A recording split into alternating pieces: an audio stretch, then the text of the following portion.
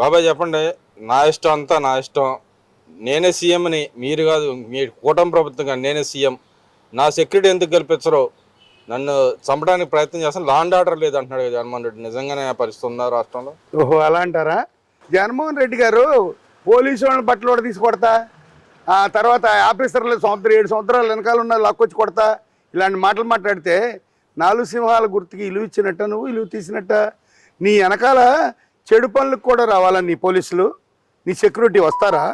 నువ్వు election code ఉంది, ఏది ఎమ్మెల్సీ ఎలక్షన్ కోడ్ ఉంది. నువ్వు గుంటూరు మిర్చియాటికి వెళ్ళకూడదని చెప్పారు. ఈ గన్నవరం ఇక్కడెక్కడో మన సబ్ జైలు గడికి రాకూడదని చెప్పారు. నీ ఎలక్షన్ కోడ్ పెట్టుకుని నువ్వు ఎలా వచ్చే పలకరితాకి? అప్పుడు పోలీసులు నీకేం రక్షణ ఇస్తారు చెప్పండి? నీకు ఎంతమంది సెక్యూరిటీ కావాలి? నీకు 998 మందిని పెట్టుకున్నావు నువ్వు ముఖ్యమంత్రి ఉండగా. ఎన్ని కోట్లు ఖర్చు అయినాయి నీ 5 సంవత్సరాలు? ఏదో నీ తగ్గ సెక్యూరిటీ ఇచ్చారు, నువ్వు ఎమ్మెల్యేగా. నీకు జడ్ కేటగిరీ ఇస్తారా?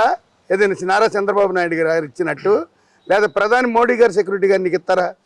నువ్వు వాతలు పెట్టుకుంటే నక్క పులేవదండి. ఈయన ఎన్ని వేసాలు వేసినా చంద్రబాబు గారు అవడగా. ఆయన సెక్యూరిటీ, ఆయన మంత్రి పదవి, ముఖ్యమంత్రి పదవి లేకపోయినా ఆయన కేంద్రం ఇచ్చింది. ఎందుకంటే ఎక్లిస్ట్ మినిస్టర్ ఆయన. ఏది 45 సంవత్సరాల రాజకీయ చరిత్ర, 3 సార్లు సీఎం, ప్రతిపక్ష నాయకుడు కాబట్టి ఆయనకు అంత సెక్యూరిటీ ఇచ్చారు. నువ్వు అలాగే ఒక్కసారి గెలిచి ఒక్క దెబ్బకే నాశనం చేసుకుంటే నీకు ఏం సెక్యూరిటీ ఇస్తారు? ఎందుకు ఇస్తారు? రేపు పొద్దున్న నీ భవిష్యత్తులో ఏదన్నా లైఫ్ ఉంటే నీకు ఇచ్చేవాళ్ళే, లేదుగా. కానీ ఇక్కడ ఏకైక ప్రతిపక్ష నాయకుడిని నేను. రాష్ట్రంలో ఉన్న 11 ఎమ్మెల్యేలు ఇచ్చిన ప్రతిపక్ష నాయకుడిని నాకెందుకు ఎవరు? అసలు రాష్ట్రం లా అండ్ ఆర్డర్ లేదంటున్నాడు. నువ్వు చేసుకునే పనులు బట్టి నీ లా అండ్ ఆర్డర్ నువ్వు నాశనం చేసుకుంటున్నావు. నీ వెనకాల ఉన్న మాజీ ఎమ్మెల్యేలు, మాజీ కార్యకర్తలు అందరినీ నువ్వు రౌడీల్లాగా తయారు చేసుకున్నావు. అసలు చంద్రబాబు గారు కనుక ఇతని మీద మనస్ఫూర్తిగా 1 గంట కానీ ఇంటికాడ భోంచేసి ఆలోచిస్తే ఇతను మళ్ళీ బయటికి రాలేడు. నేను అనుకుంటున్నా చంద్రబాబు గారు ఇతను కొంచెం జాలిపడి వదిలేస్తే కారణాలు, ఆ పాతకాలంలో వాళ్ళ నాన్నగారు మంచి సీనియర్ కాంగ్రెస్ లీడరు, ప్లస్ వీళ్ళంతా బెంగళూరులో చదువుకున్నారు.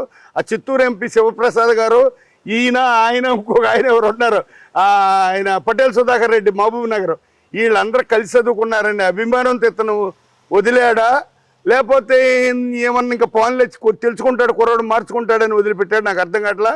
చంద్రబాబు గారు మనసు పెట్టాడంటే ఇతను బెయిల్ కాదు కదా, 7 జన్మలు ఎత్తినా కూడా జైల్లోనే ఉంటాడు. ఇక ముఖ్యమంత్రి అయ్యే ఛాన్స్ అయితే లేదు. కానీ ఆయన అంటున్నాడు మా వల్లభలేని వంశీ అందంగా ఉంటాడు, వీళ్ళిద్దరు అందంగా లేరు కాబట్టి ఆ ఈస్ట్తోనే ఆ కులంలో ఎదిగిరానియకుండా తొక్కేయడానికి అరెస్ట్ చేశారని చెప్పి అంటున్నాడు. మరి అప్పుడు పరిటాల రవి గారు అమ్మటప్పుడు ఈ తొక్కే లేకుండా వదిలేరంటారా? ఏది వల్లభనేని వంశీ గారి సంగతి. ఒక రకంగా ఆయనకు కూడా మేము ఓటేసాం తెలుగుదేశంలో ఉండగా. తెలుగుదేశంలో ఎవరుంటే వాళ్ళు కొట్టేస్తాంలే, అదంతా ఇప్పుడు కావాల్సింది కాదు. వంశీ గారిని నేను పరిటాల రవి గారు తొక్కేశారా? తొక్కమట్టేనే నువ్వు ఇక్కడికి వచ్చి గన్నవరంలో ఎంపీగా ఎమ్మెల్యేగా గెలిచి కూర్చున్నావు. నువ్వు ఎక్కడ నీ వృక్షం ఎక్కడ స్టార్ట్ అయింది? నువ్వు చివరికి ఏ దొడ్లోకి వెళ్ళి మాట్లాడావు? నువ్వు తులసి వనంలో పుట్టి గంజాయి వనంలోకి ఎందుకు వెళ్ళావు? అది ఆయన తెలుసుకోవాల్సిన విషయం, మనకు అనవసరం. కొడాలని అది ఆయన తెలుసుకోవాలి. నువ్వు పుట్టింది ఏ తులసి వనంలో, నువ్వు వెళ్ళింది ఏ గంజాయి వనంలోకి, అది నాని గారు తెలుసుకోవాలి, కొడాలి. ఈ పేరు నాని పోరిని అమ్మడంబాబు అంట వాళ్ళు ఎక్కడ పడితే అక్కడ వేసేస్తారు, మార్చుకుంటారా? ఎన్ని వద్దు మనకి. ఇప్పుడు పవన్ కళ్యాణ్ చక్కగా కలిపాడు కాబట్టి సరిపోయింది. అదే నువ్వు కనుక జగన్మోహన్ రెడ్డి నువ్వు గెలిచి ఉంటే నువ్వు ఈ రాష్ట్రాన్ని ఎంత అల్లకొల్లం చేసి ఎంత అల్లరి చేసేవాడు తెలుసా?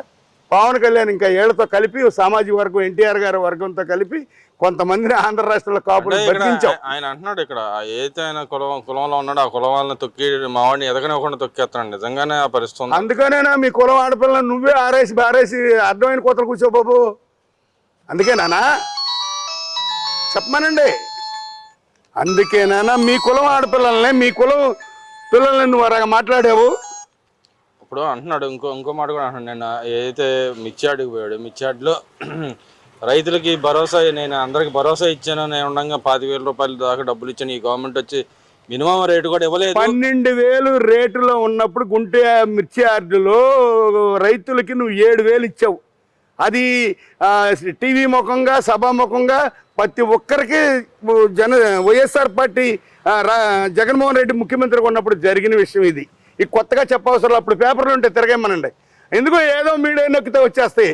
నేను అచ్చెన్నాయుడు గారు కూడా చెప్పాడు, ఏమని 12,000 రేటు ఉంటే 7,000 ఇచ్చావయ్యా, మేము దాని మీద పోరాడామయ్యా జగన్మోహన్ రెడ్డి గారు అన్నాడు. ఎక్కడో 550 కిలోమీటర్లో కింద ఆపరేషన్ అయితే కారులో తీసుకొచ్చి ఆయన లోపల ఇచ్చావు. ఎప్పుడు నీకు కలగలేదని చెప్పి నీ కార్యకర్తలు నీ నాయకులు నీ ఎంపీలకి నీకు కలిగినప్పుడు నొప్పి అప్పుడు మరి చంద్రబాబు గారిని నమ్ముకుని ఎన్టీఆర్ గారు నమ్ముకుని ఎన్టీఆర్ గారి టైం నుంచి వాళ్ళ అన్నయ్య ఎర్రమనాయుడు గారి నుంచి వాళ్ళు తెలుగుదేశాన్ని భుజానేసుకున్నారే.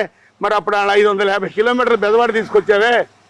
ఇది గంటకు రావాల్సిన హెలికాప్టరు 550 కిలోమీటర్లు 12 గంటలు నడిపించావు. మరి అతను నొప్పి ఎంత పడతాయి అచ్చెన్నాయుడు. ఆయన అంటున్నాడు, ఆయన అనే మాట ఏంటంటే నేను ఉండంగా ఇచ్చాను, మీరు ఉండంగా అసలు ఏమట్లేదు అంటున్నాడు. కానీ ఆయన ఎమ్మట వెళ్ళిన కార్యకర్తల పాపం ఆరుగాలం కష్టపడి రైతులు సంపాదించిన ఏదైతే మిర్చిని సంపాదిస్తే వాళ్ళకి అసలే రేట్ లేదని ఏమైనా సానుభూతి ఇవ్వడానికి కొంటాడు. కానీ అక్కడ ఉన్న వెళ్ళిన నాయకులు కార్యకర్తలు ఎవరైతే రైతు యొక్క బస్తాలు వేసుకున్నాడని ఎలా మీరు అడిగేది మొత్తం నా దగ్గర ముందే ఏర్పడిపోయింది మైండ్లో. అతను ఆలోచనలు రాంగు వెళ్ళింది ఇంకొందుకు అల్లరి లేపుతాకి జైలుకి వెళ్ళాడు. ఇక్కడ ఒక కార్యకర్తనే నాయకుడిని ఎమ్మెల్యేని పలకరించి వచ్చాడు మాజీ.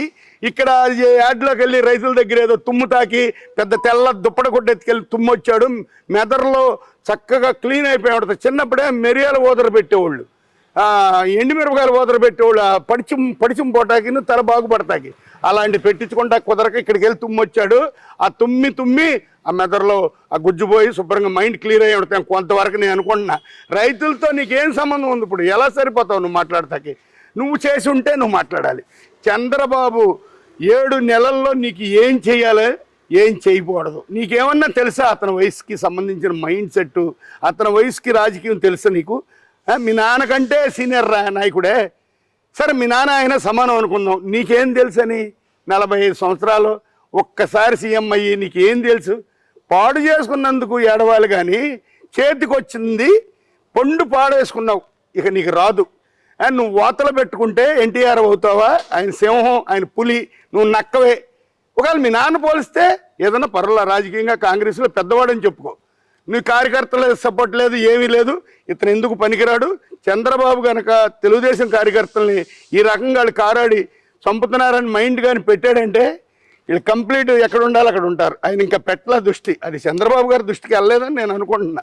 కొడాలని ఏంది అంటున్నాడు, మా నాయకుడు మా భరోసా వచ్చేటికి మా దిగులే లేదు, మేము ఎక్కడికైనా పోరాడతాం, ఏ జైలుకైనా పోతాం అంటున్నాడు. వెళ్ళి కూర్చోమనండి, అక్కడ మంచి భోజనం ఏమైనా దొరికి తినమనండి, మళ్ళీ 5 ఏళ్ళ తర్వాత బయటికి రమ్మనండి, మళ్ళీ తెలుగుదేశంలోకి వచ్చి గెలుస్తారో వైఎస్ఆర్లో గెలుస్తారో గెలవమనండి. అది ప్రజలు నిర్ణయిస్తారో. ఏది ఏమైనా ప్రజలు గొప్పవాళ్ళు, ఎవరిని ఎక్కడ తొక్కాలో అక్కడ తొక్కుతారు. నన్నేంటి మిమ్మల్ని ఏంటి రాష్ట్రపతి వదిలేసి ప్రధాని కాడి నుంచి అందరినీ ఎక్కడ పెట్టాలో అక్కడ పెడతారు. మన ఢిల్లీలో బీజేపీ గెలిచిందంటే వాళ్ళు చేసుకున్న మంచి పనుల వల్ల, రాష్ట్రంలో మన తెలుగుదేశం గెలిచిందంటే ఆయన చేసిన మంచి పనుల వల్ల. అది అట్లాగే పవన్ కళ్యాణ్ మనం గెలిచాడంటే అతను తిరిగాడు కాబట్టి, అట్లాగే కూటమిలో కలిచాడు కాబట్టి అతనికి డిప్యూటీ సీఎం ఇచ్చారు. భవిష్యత్తు ఉంది కాబట్టి పవన్ కళ్యాణ్ చంద్రబాబుని వదలతల్లా, చంద్రబాబు కూడా పవన్ కళ్యాణ్ వదలడు. కనుక ఈ మధ్యలో పుల్లలేసే రాజకీయ నాయకులు, ఈ జగన్మోహన్ రెడ్డి గారు మాట్లాడే మాటలు, ఈ రైతుల మీద మాట్లాడే మాటలన్నీ కల్లోహాల, అంత డామ్లింగ్, అంత బుష్ ఏం లేదని నేను అనుకుంటున్నా. ఎవరినన్నా ఒక తెలుగుదేశం కార్యకర్తను కానీ జనసేన కార్యకర్తను అంటుకుంటే ఆ సంగతి అప్పుడు వాళ్ళు చూస్తారు. ఇప్పుడు ఏం తొందరపడమాకండి.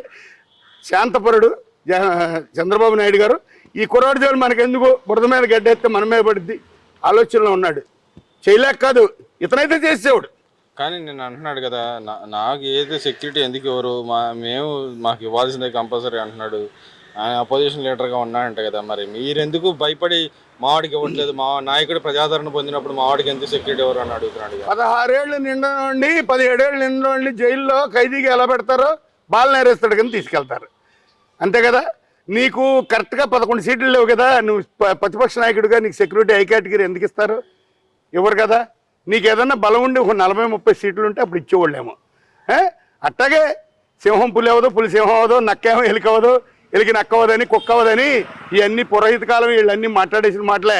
మీ దాకా వచ్చేదాకా మీకు మంటెక్కి చంద్రబాబుని, ఇంకా లోకేష్ని, పవన్ కళ్యాణ్, ఇంకా తెలుగుదేశం నాయకుల్ని మీ ఇష్టమైన నోరు బారెత్తే ప్రజలు ఊరుకోరు.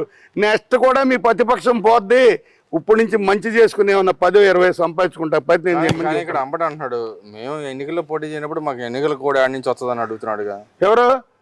ఆ రోజుల్లో మరి చంద్రబాబు గారు కూడా పవన్ కళ్యాణ్ కూడా మరి ఎన్నికల్లో పోటీ చేయకపోయినా మరి వాళ్ళకైతే కోడి వర్తించిందా?